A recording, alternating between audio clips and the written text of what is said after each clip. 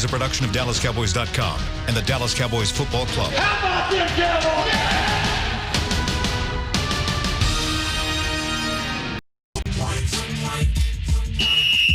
Let's go, baby. Are you ready for a break? Yes. Are you ready for a break? Absolutely. Ready for a break?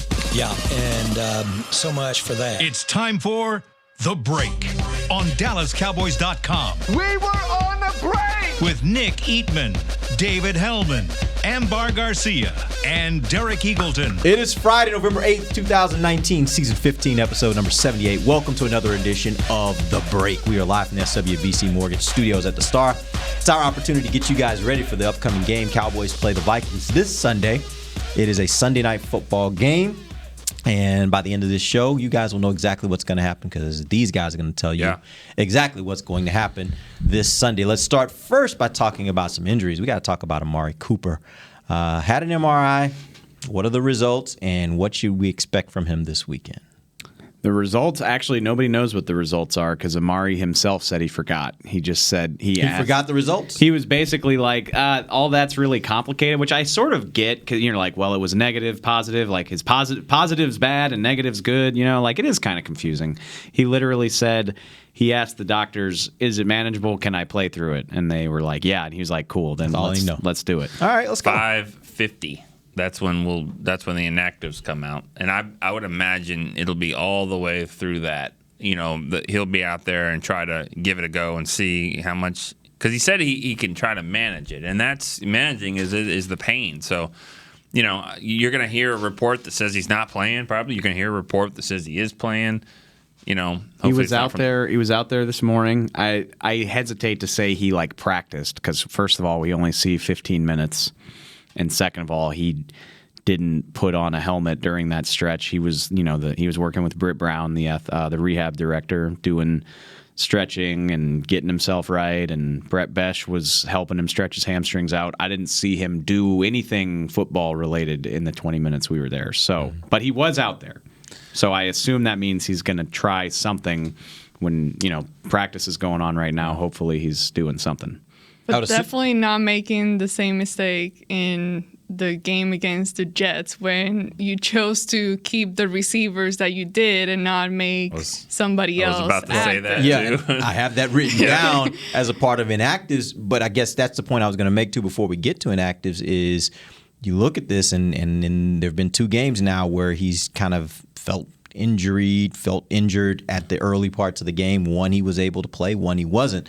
So regardless of how he plays or how he looks or feels at the beginning of the game, that might not also be the dictator of how much he's going to play if he gets into the game and immediately something happens. So where it just seems like this is not a for sure thing one way or the other. My depth is going to be limited somehow, some way. I'm going. Some other position's going to get cut because of this week because I need my best route runner, whoever that is between Devin Smith and Cedric Wilson, to be active for this game. Okay. And you have to cut down another position. Okay, not cut. No, I'm not cut down. Yeah, but I was to like, 46. Wait, we cutting somebody? Yeah, No. I hear you. Okay, so real quick, let's just catch up on a couple other injured guys. There were several guys that were limited. Cam Fleming still has not practiced. My assumption, he's definitely going to be out. But Nick jokes about it, but calf injuries must suck. They suck bad. It hasn't. He knows. Yeah. Well, they suck when you don't rehab it at all. I was going to say, no offense to Nick, but you would have thought a pro football player with access to all this stuff. I don't want to say I'm surprised he's not out there, but clearly it's a big thing for him to get back from. Well, mine's been 2 weeks ago. Mine's been 5 months, and I still feel it now. Now you're 40 plus. Yeah. Right, age little plays limited, a role yeah, there. little limited on No the doubt. level of athleticism. And not like a non-athlete. Right, yeah. I mean, 100%. Yeah. So it's a little different, but yeah. But Britt and Jim both said I could go in there and do some. I forgot what it was called, but some Stem? no. I forgot exactly what it was, but it basically just kind of drains out, the swelling and stuff like that. Yeah. That's what Cam Fleming has been doing. As a needle drain out? No. Oh, okay. But Cam Fleming's been doing that, I'm sure. It's just, it takes a little bit. He's out. He's not playing this week. All right, so that's I'm just saying. That. Well, I'm just saying, there's true though. Typically, you're guessing, well, he was limited. What does that mean? No, he hasn't practiced in 2 weeks. Brennan Knight, he's in. So let's talk about these limited guys. I want to talk about Jeff Heath and Layton Vander, particularly because I think the other guys Lyle Collins, Sean Lee, Zach Martin, Tyron Smith. It seems like these are just kind of things that are going to be around for them. Let's talk about those other two, though, Jeff Heath and Layton Vander. Vander, Jerry said on the radio today on the fan that he expects him to be out there and ready to go. And I think Jeff Heath is the same. He's been practicing all week. He was all three. Stitches on the knee. Yeah, that's interesting when you think about it, because it's not your head, it's not your thigh, it bends. It bends. That's exactly right. It doesn't feel good. So when you talk about stitches, that's where you start wondering, like, is it? I would think mentally, I would always be thinking, is that going to break? Like, is the stitch going to break? Because I'm constantly having to move. You don't want to move it because you got stitches there, right? So Kurt Schilling's going to be running around. They glue it up too. No idea. Glue it and stitch it. Yeah. But I wonder if mentally though. Kurt Schilling means. Yeah, he had the bloody sock. Yeah, Okay, even Derek knows that. Come on, man. For what team? Philly. Oh my God. He did pitch for Philly. He did pitch for Philly. When did that happen? He was Red with Sox. Red Sox. Red Okay. Sox. All right. Sorry. Yeah, I did know that, and I just. Okay. But I have seen some people on Twitter be excited about poor Jeff Heath getting injured and the possibility of seeing more of Darien Thompson. Do you guys really think that Darien Thompson could be noticeably better? Was he better last week? I Okay, think so. okay, but He made some plays last week, didn't I think he's better. I do too. I kind of think he is better. sometimes you have a good game and that's just that. But Right, and that's the thing. Could it be constant? You could be 2 weeks from now, and let's say Darien Thompson played all those games, and you're right. We might be talking about him the same way that we've talked about Jeff Heath when he's had bad moments, right? I mean, that could happen. I'm just saying in that one game sample size, I thought Darien Thompson played really well. I think he did too, but I think that's a classic case of like small sample size bias. Like, True. what did Darien Thompson do that was great besides fall on a fumble? Which he gets credit Which kind of for. works. I got to play. Do that. So what is Jeff Heath's best quality? He's around the ball. Like True. he does stuff like that True. all the time. So But also falling with on safeties- a fumble for me doesn't convince me that he's better than Jeff Heath. No, But also there with was safety- another play.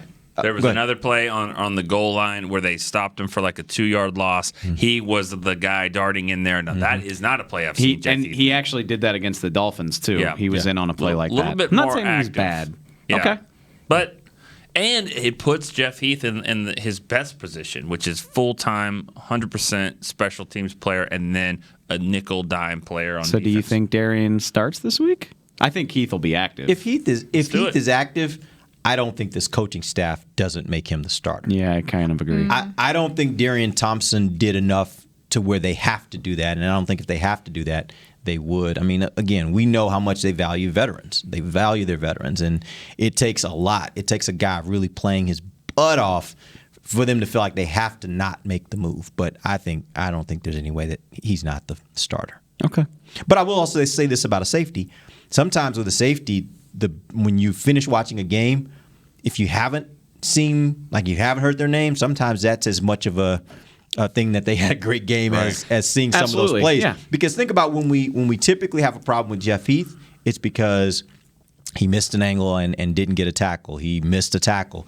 He missed an assignment. Whatever it is, it ends up being a really big play. So if you're not giving up those kinds of things, then you're doing what you should be doing as a safety. Safeties are just like offensive linemen. Yep. So it's interesting. No, Jeff Heath's tough as nails. Like if he can move his leg, he's going to play. And yeah, I think you're right. Like if he's healthy enough to be active, then he'll probably start. But I do like having Darien Thompson available. The interesting thing will be is even though I believe Jeff will start, how much do they start mixing those guys in and out? Yeah. Do we start seeing Darien Thompson out there a little bit more? That can be a significant thing. And certainly when you go into this offseason, you think about what can happen next year. We could start seeing some of that this year, I think. All right, let's based on that then, let's get to the inactives. We've said Cam Fleming's definitely out. My assumption is Redmond, Gifford, Jackson, and Hill will also be out. That gets you to 5. Yep. Right? Who are the last 2? Because last week you had Devin Smith and Cedric Wilson. You guys just talk about the receiver position. You don't feel comfortable with both of those guys being inactive. The presumption one of them would be, I would think. Who would you keep? Who would you keep? Yeah. Well, let's throw this out there. I mean, they're going to have a better feel on it too. So if they feel confident about Cooper, you could sit them both. Like remember, it really bit them against the Jets because Cobb wasn't playing either. Cobb's fine, so they could sit Smith and Wilson if they want to. Do you feel comfortable with that? No. All right. I would bring up Devin Smith. He's like more valuable as like an X/downfield receiver than Wilson. The question he's not as versatile. Yeah.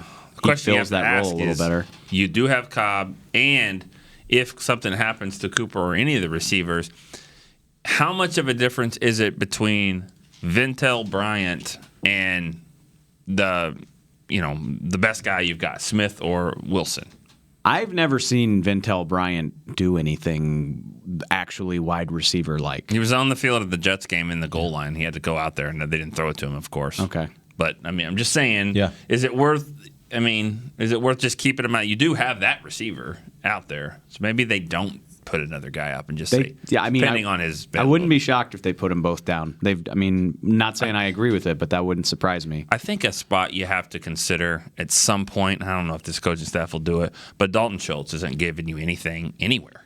He's not giving you anything on offense. I keep forgetting about him. Yeah, yeah. That's not what you want to hear. Yeah, that's not good at all. He's just not. He's not providing anything on offense at all. I think he played one snap last week, and then on special teams.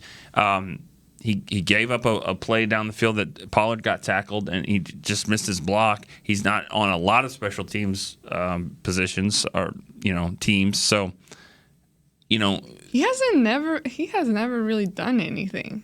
Do you not think even they would at do training that, though? camp. Yeah. I don't, but I was told today that very few teams, just a handful of teams, dress 8 linemen and 3 tight ends. It's just they just don't. They don't usually do 11. That's a really good point because, I'm sitting here thinking, well, if something happens to Jarwin or Witten, you need that third tight end, or you'd probably like to have one. But Joe Looney can go in there and do it. And by the way, right now they're doing 21 personnel as much as they're doing 12 personnel or 13 personnel. They're not doing a lot of 13. But do we all agree that seems unlikely? It does. Yeah, I didn't see practice. I think today. it's worth. I bet Schultz was out there doing special team stuff. So. He's out there, but was he on the teams that are going to play? You know what I mean? Yeah. I think this is a game where I'd love to see Devin Smith active because I do think this is a game where they're going to probably have some challenges trying to run the ball. This is a really good front, and your best option may be to throw the ball. And one way to loosen it up a bit is to get downfield. No doubt about that. I actually, for the purposes of protecting myself with Cooper, but also for the purposes of just giving me another weapon to use, maybe downfield, I think I'd like to see him out there this week. Yeah. I think they'll either sit both of those receivers or they'll bring one up, and then I would think your 7th inactive would be Donovan Wilson in that scenario. Safety. Yep. All right, let's take our first break. When we come back, we will get into a couple questions I have for these guys. We'll also take some calls if you have them today. You can call us 888-855-2297. Again, 888-855-2297. This is The Break. I'm Jay Novacek, former tight end for the Dallas Cowboys. Back in the day, I was the guy who always got the tough yards, and that's why I run with John Deere today. In fact, I have a John Deere 3025E tractor that can handle any yard work I need to do, even the tough yards way out back. So if you have 1 acre or 1,000, John Deere has the equipment that's just right for you. Visit a John Deere dealer today and run with us. We are the official tractor provider of your Dallas Cowboys. Whether you're into being a part of this or more into something like this, SeatGeek has the tickets to the events you love. It's the easiest way to find, buy, and sell tickets. Plus, with their Deal Score technology, they'll recommend the best seats in the house at the best value. So the next time you're craving this, Hey, blue 20. download the SeatGeek app and let's go. SeatGeek. Want to use what the pros use? How about the official men's skincare brand of the Dallas Cowboys, Jack Black? Right now, you can get the Jack Black Starter, a curated collection of Cowboys locker room favorites for just $10 with free shipping. The starter includes 4 Jack Black skincare favorites plus a full-sized intense therapy lip balm. Go to getjackblack.com/Cowboys and use the code word TEAMJB. That's getjackblack.com/Cowboys. The Jack Black Starter, $10, free shipping. Ready? Okay. Give me an S. S. Give me an O. O. Give me an S. S. Give me an O. O. What's that spell? So. Are we gonna win? Not if we play like we cheer. Just okay is not okay. Whether it's cheerleaders or your wireless network, AT&T is America's best wireless network. Best network based on GWS One score, September 2019. Back to the break. November the 9th. That's actually tomorrow. Yeah. Right? Yeah. Tomorrow night. Birthday. Happy birthday, Mom. Tostitos Championship Plaza is where you want to be. It's the Salute to Service Plaza Party. Enjoy the entertainment, military ceremonies, Cowboys alumni autographs. David Hellman will be out there if LSU wins. After the event festivities, the Star will be hosting the top 2 Madden players as they face off in the EA Sports Madden NFL 20 Club Championship presented by Spire. I wonder if William Boykins is in that group. Maybe. No, he says he's a pretty good Madden player. I thought I don't think he can play with these guys. Maybe. Admission and parking are free. Danny Sarek will be hosting the event. Danny McCray will be out there. He'll be excited after the LSU victory this weekend. One of the things that's really cool about this event is I think that I'm talking like that. For that final, yeah, he does. For that final, I think they're going to have Brad Sham and I want to say it's Christie. I think it's Barry Church and Danny McCray calling the final game. So the Madden players are playing, they're calling it as though it's a Cowboys game, which makes it kind of cool. I hope they don't talk over the people that are talking because that is entertaining to me. Yeah. I catch it sometimes on ESPN when these 2 guys are going at it and they're just yelling and they're like, "Why are you cheating me, bro?" Like the computer is cheating them. I love when they get excited like that. Yeah. But we'll also be streaming that across our channels, our website, mobile app, some of our social channels as well. So if you guys are not in the Dallas area and you want to be able to check it out, that's a good place to check it out. If you're a Madden head like I am, then that'll be kind of fun. I beat Dana at training camp on Madden. You did? One time, yeah. I didn't know you played Madden. Well, one of those player guys was helping me. Complexity? Yes. Ah, okay. Got it. So A professional gamer was helping but you. Madden player. She was getting some tips too. Oh, okay. But, yeah. But you won. Yes, I did. All right. Let's jump back in. I have a couple of questions for you guys before we get to some phone calls. Remember, you guys can call us 888-855-2297. I was looking at the numbers of the kicker. We talk about the offense and the defense through extensively on Wednesday and Thursday every week. But this week I thought it's interesting when you look at these kickers. Dan Bailey obviously was with the Cowboys for many years. Cowboys cut him heading into last season. Didn't really have a great year last year, but this year kicking pretty well. Right now he's ranked 11 among kickers as far as his field goal percentage. He is 87% overall. So only 2 misses came between 40 and 49, which is okay. 3 to 5. He's 3 of 5 in that range. All the others he's been perfect. Bret Maher, on the other hand, for the Cowboys, 72%. He is now ranked 27th in the NFL. He's missed 1 at the 30 to 39 range, and then he's 4 of 7, 50 plus, which again, that's very, very okay. 50 plus is never going to be a gimme. That all being said, you have to also throw in the fact that what are the amounts of attempts for each of them? Both of them have attempted. I thought Bailey kicked 15 and Maher kicked 18, right? Yeah, something like that. They were both close. made 13. Oh, okay. Right. 13 of 15, 13 of 18. And then in extra points, this was something that was really interesting. Bret Maher's been perfect in extra points, 26 of 26. Bailey has been 25 of 27. He has missed 2 extra points. My question for you guys, I know that most of you, if not all of you, were really surprised when the Cowboys made the move that they made heading into the season last year. Do you think the Cowboys should have been more patient with Dan Bailey? No.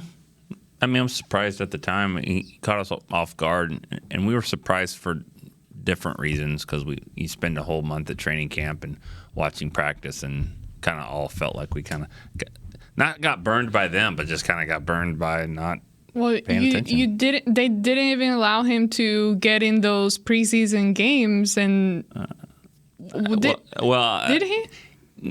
That you're right, but the phrasing is a little weird because from what I've been told, and I think we've all kind of been told, is Dan didn't really want some of that competition. Dan didn't want some kicks if it's not the holder and snapper that he wanted. So he didn't really want to compete. But it's like, okay, it's not up to you. Like, if I'm your coach and I'm telling you, go out there and kick the ball, you go out there and kick the ball. That's as simple as that. I'd love to make her a coach. That'd be kind of fun. But it's very simple. I mean, it's not especially when you had the second half of the season that he had where he was struggling and coming back from that injury. I mean, it's not up to you. You go out. I get it that, let me have somebody, my guy holding the ball here that I've trusted for all these years. But here's not the deal. how it works. Here's the deal. You're right, but ultimately, if they didn't make him go out there and kick, he was still held accountable for not wanting to kick because they ended up making the move, right? So you can either go kick under whatever circumstances, or you're going to be judged by the fact that you were unwilling to kick in some of those circumstances.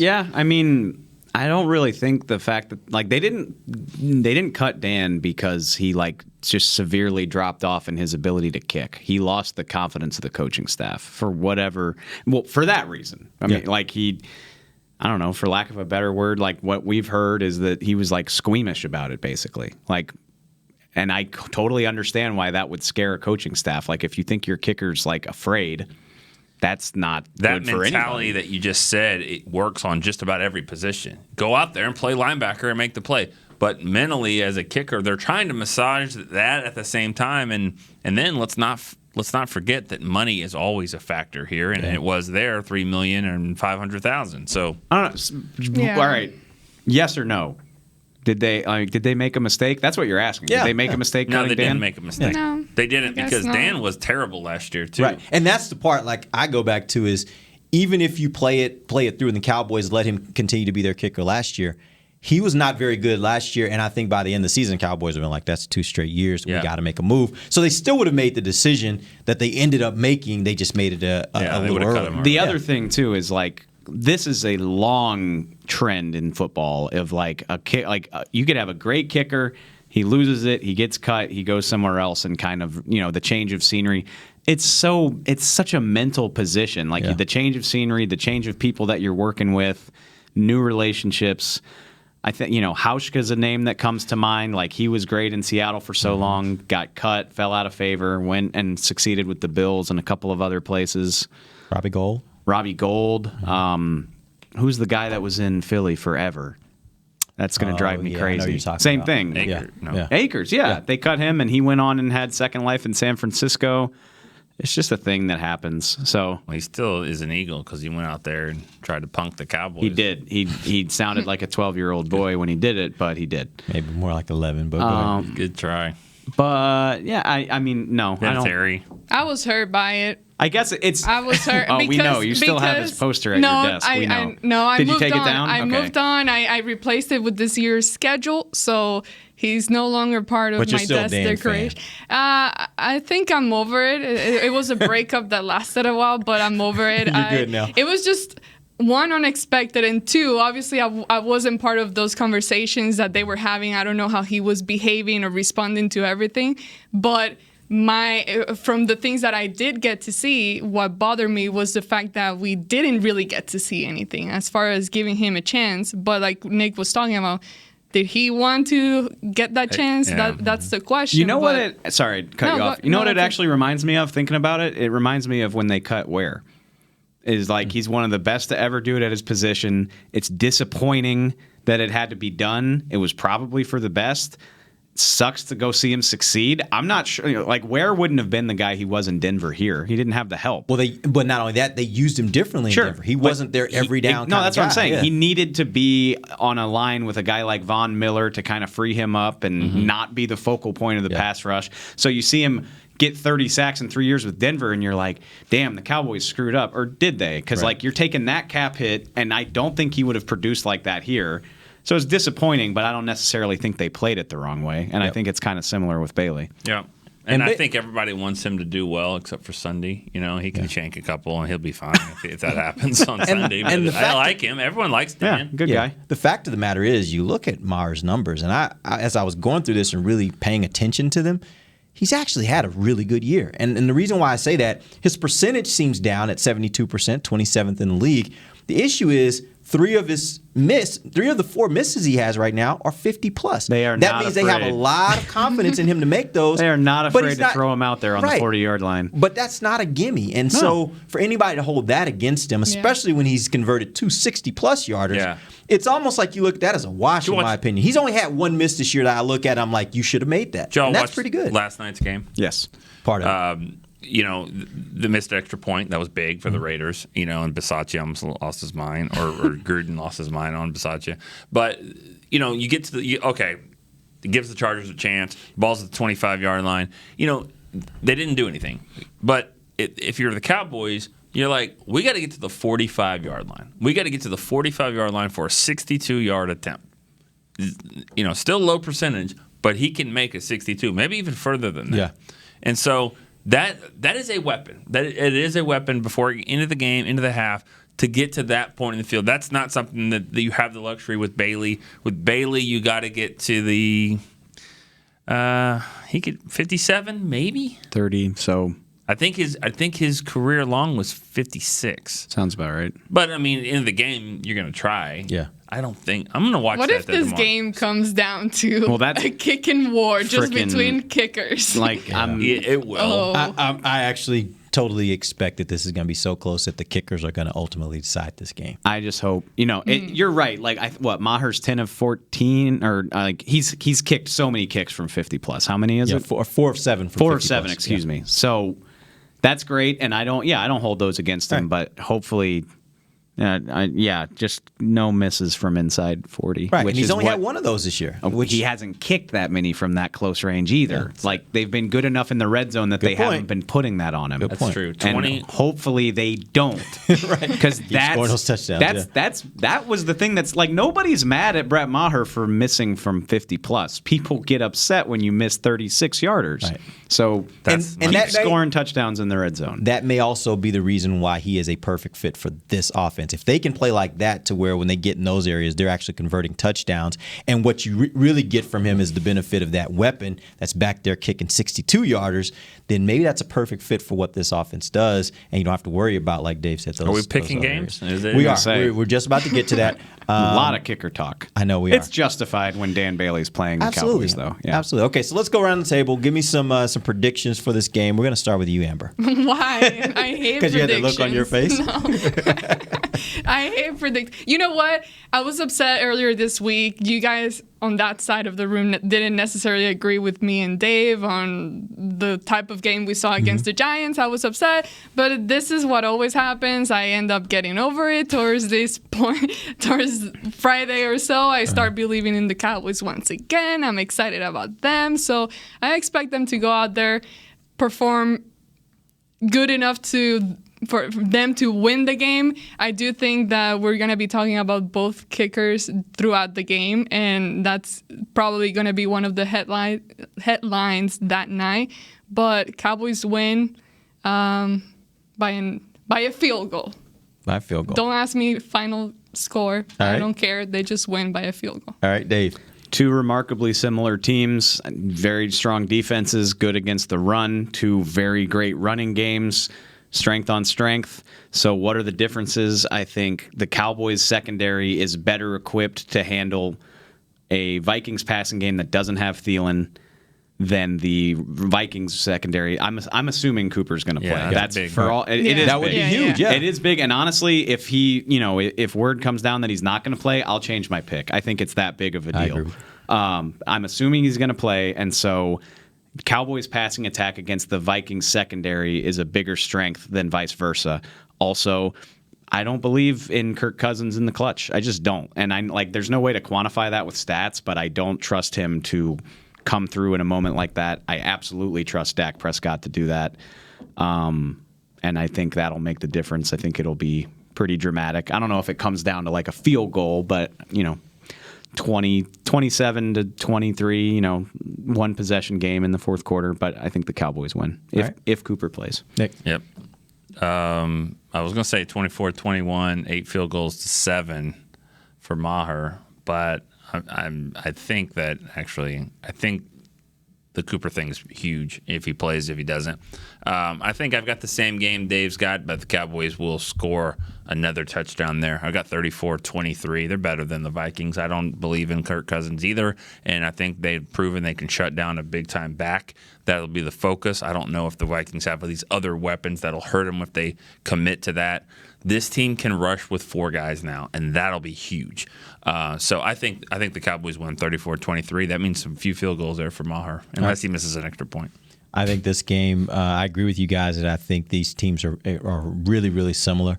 But I think the story we'll be talking about on Monday will be about these two defenses. I think it'll be the kind of game that we saw when the Cowboys played the Saints. I think these two defenses are going to make that low scoring. Not that low scoring, but it's going to be low scoring. I actually think that this is going to be one of those games that the defenses will be what is the storyline come Monday, because I don't think either team will run particularly well against the other defense. Do they and keep because of that, getting turnovers? Well, that's the part. I'm not saying they're going to be turnovers. I don't think they're going to run. I don't think either team's going to run particularly well. Saw what the Cowboys did last week to Saquon Barkley, and this kind of defense. You saw what it did to Zeke when they played the Saints. So I think there are ways to stop these two running games. They're both high-powered running games, but I think they get slowed down.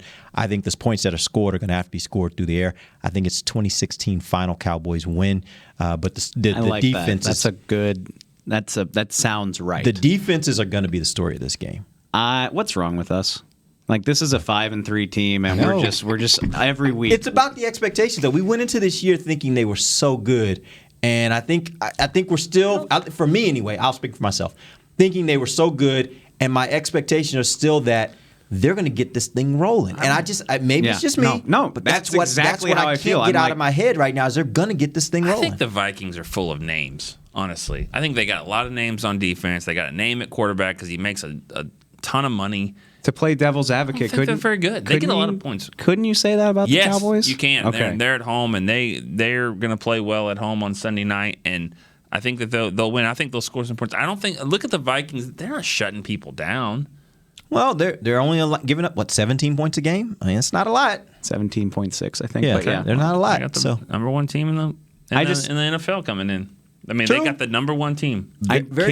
I can't reconcile the difference between who the Cowboys have been and who I think they can be, and so I just keep I'm with you. betting on black that it's going to hit, and hopefully I don't look stupid on Monday. But I really do. Playing at home, I think they're better. All right, we'll be back on Monday to tell you what went right and what went wrong for the Cowboys. Till then, for Nick Eatman, Dave Hellman, Amber Garcia, I am Derek Eagleton. This has been The Break, live on DallasCowboys.com radio. This has been a production of DallasCowboys.com and the Dallas Cowboys Football Club. How about this, Cowboys?